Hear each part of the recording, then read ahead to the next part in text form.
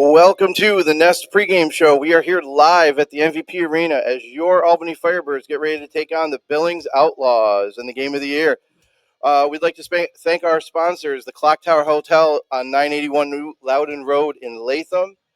Evergreen Now, our show tonight, the pregame show, is being sponsored, streaming exclusively to Evergreen Now, and they are the official streaming platform of AF1. And Real American Beer, the official beer of AF1, brother. We want to thank Adam Pelletier, the media person for the entire league, for our next two guests. As you can see them here in the middle, these are our biggest two guests, so there's definitely some nerves going on this end of the table. We'd like to welcome the commissioner, Jeff Fisher, and Billings owner, Steve Titus, to the program. Thanks, and I appreciate you guys coming down here when you're in Albany to watch this game tonight. Well, thanks for having us, and love the intro. That was pretty impressive. Thank you. Yeah. I could read off 100 different things for you, but I'll just say that you're a former NFL head coach with the Titans and Rams, made the 1999 AFC Championship game, and then lost in a tight game against the Rams there in the Super Bowl. But you're the reason we're all here. So welcome to Albany. Well, thank you. It's my second trip to Albany. It came up last year. I think it was the opener. The Nashville Cats came up and opened against the Firebirds last year, and really, really was impressed. And it was just kind of part of, kind of my story last year. This was a big part of my experience and the influence as far as my passion behind the indoor game. And so here we are a year later, and I'm as excited to be here as I was last year. Bigger expectations this year, and I'm sure we'll get a chance to talk about that. But we're really happy where the league is right now. Now, you said this is the game of the year, referring to this matchup here in a few minutes. It's the game of the year thus far. This week. Right? Yeah, this week up to this point. We've had some great games. I mean, last night's a barn burner. Yeah. We've had some really good games, and that's what we want. And that's why I got into it. I mean, you can be down a dozen points with a dozen seconds left and win the game or lose the game. That's right. It's so exciting. So we learned that last year. We saw that last year, down that many with only a few seconds left, and they came back. So we saw that last year. Yeah. You've been involved in the spring game. You've been with the Michigan Panthers of the USFL. What drew you to the indoor game after your coaching career was over? Basically, the best way to answer that is, as coaches, in essence, you help people. You help teams, you help programs, you help organizations, you help players develop their strengths. You're helping everybody. Well, when I got out, I still had the mindset best to help.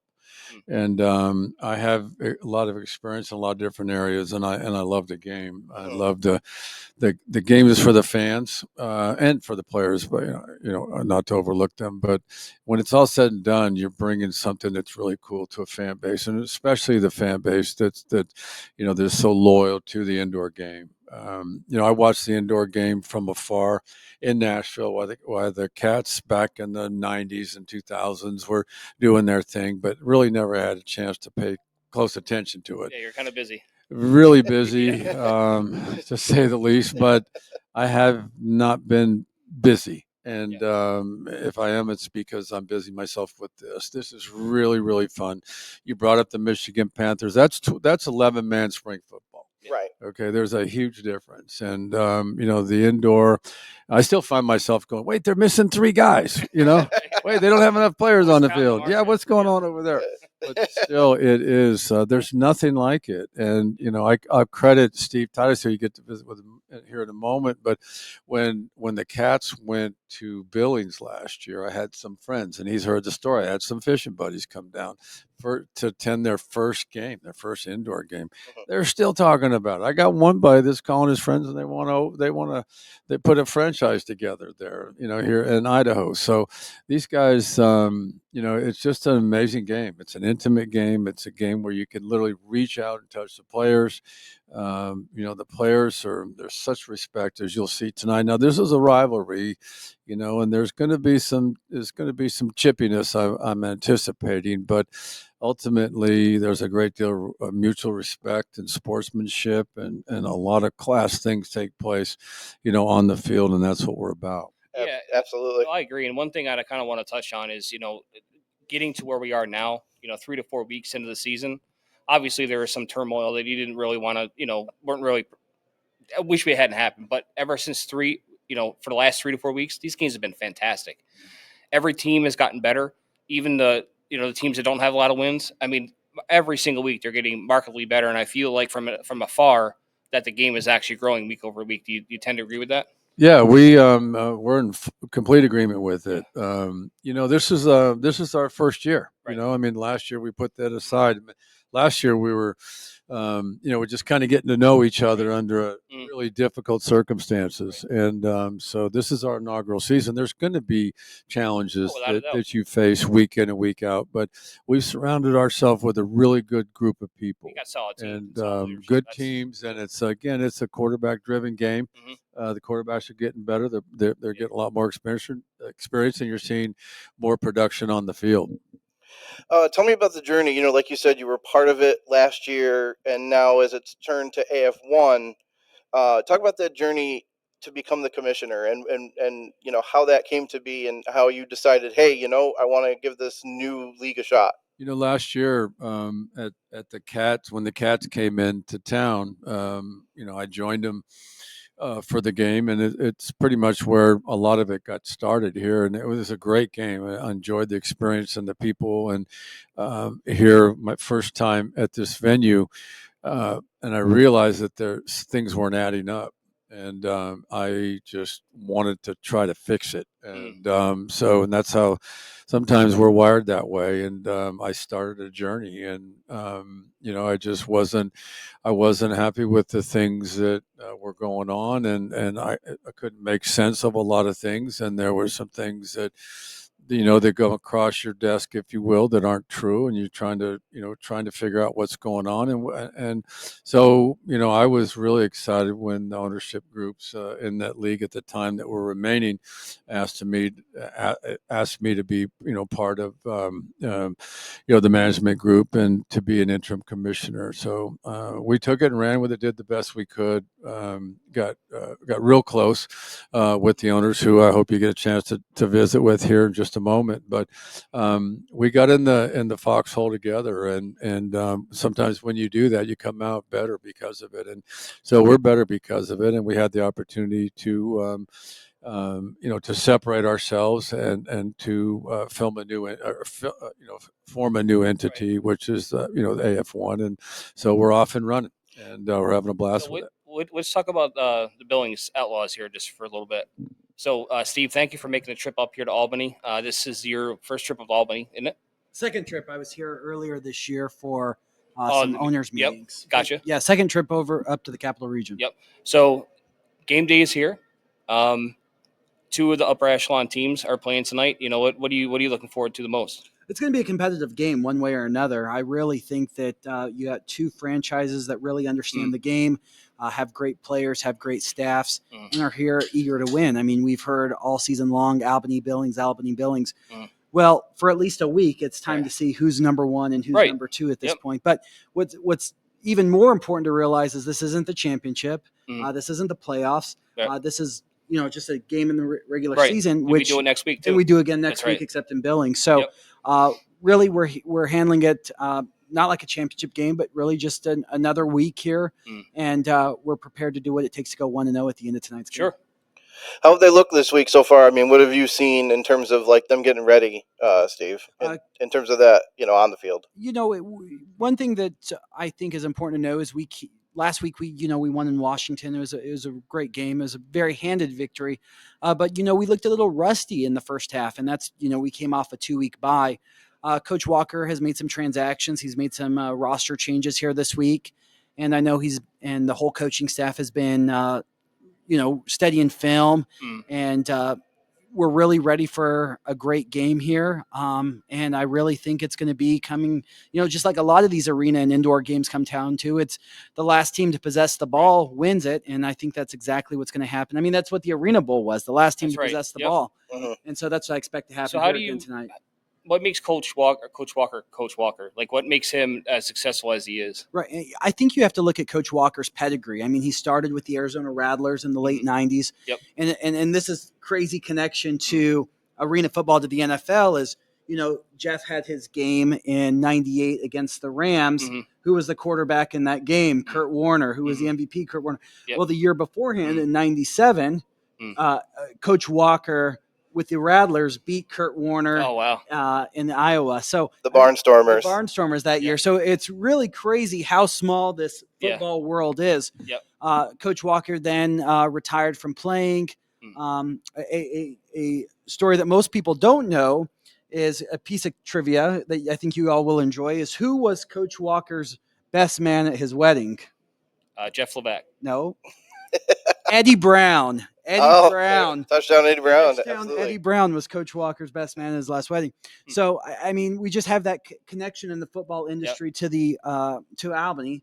And then if you look at Coach Walker, he coached with the San Jose SaberCats. Who was his head coach when he was the assistant head coach there? Darren Arbette. Where's Darren Arbette? Head coach in Nashville now. Yep. So, I mean, he's had this pedigree of great coaches, great experiences, great ways of knowing how to run a franchise. Yep. And him and Damon Ware, I think, are a lot of the same in that respect. Is they know how to coach the field. They know how to coach the guys on the field. They know how to coach them off the field. Oh, and they know, big. and That's they know a huge part of it. And they know how to run a successful franchise. And so, when all things are considered, I think that it's going to be a great game. Coach Walker's prepared for the game. I know the guys are prepared for the game, and it's an away game. There's a lot of travel. There's going to be a lot of nerves the first few drives, but when all gets settled down, second, third, fourth quarter, you're going to see some great football that is the best football that's played inside of an arena. What did that travel look like? Was that a direct flight, or you had a layover? We flew out of Bozeman, Montana, Bozeman to Denver to Albany. Gotcha. Okay. So it wasn't too bad at all. Guys got here early afternoon yesterday. I'll head out tomorrow. So, Albany's treated us really good here. Great hotel arrangements, great food.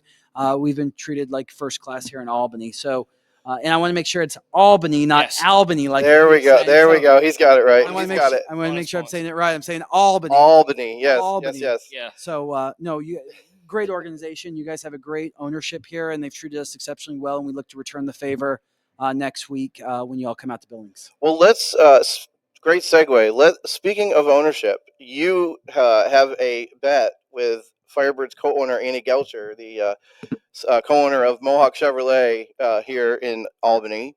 And in the post on social media, you and Andy have a wager to wrap the car with the other team's logos. Is that correct? That's right. I mean, we're here to win it. And, Andy wouldn't – he's going to wrap his Suburban, his mom's car. He's not going to wrap his Corvette.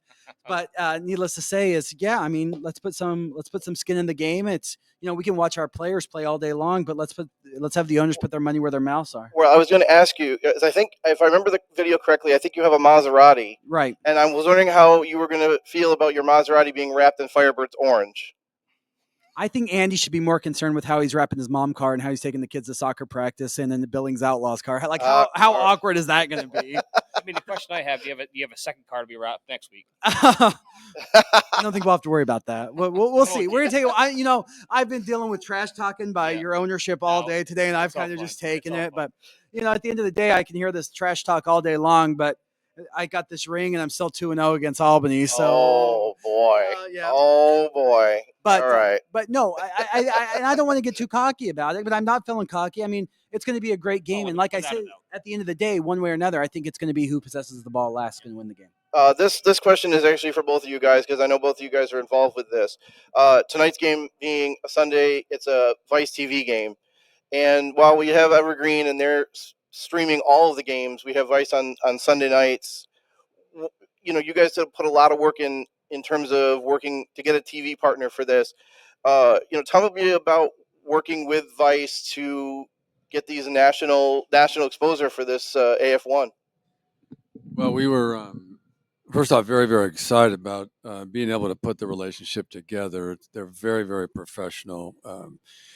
everything has gone according to plan. I think we've even surprised each other with how well these things are going from their production standpoint, and even the demographics, the way they're playing out right now. The audiences are there, they're picking up, and so the games have been good. It's the Sunday night game. And there'll be some flexibility as we move forward, but we're really excited about where we are right now in the relationship.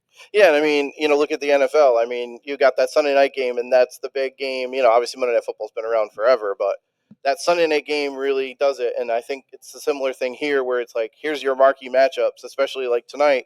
And I think that's a big deal for you guys. Well, they're growing. The audience, the numbers are growing, and that's the most important thing right now. Yep. All right. I appreciate your guys' time. I know you got lots of things to do, lots of things to see. And we look forward to hopefully talking to you guys in the future. So thank you again for coming on. Jeff Fisher, the commissioner of AF1, and Steve Titus, the owner of the Billings Outlaws. We are about 19 minutes from game time, and turn on Vice. Thanks again for having us, and thanks for all you do for the fans here in Albany. I know they're lucky to have you guys. Thank you. No, it's greatly appreciated. Thanks, guys.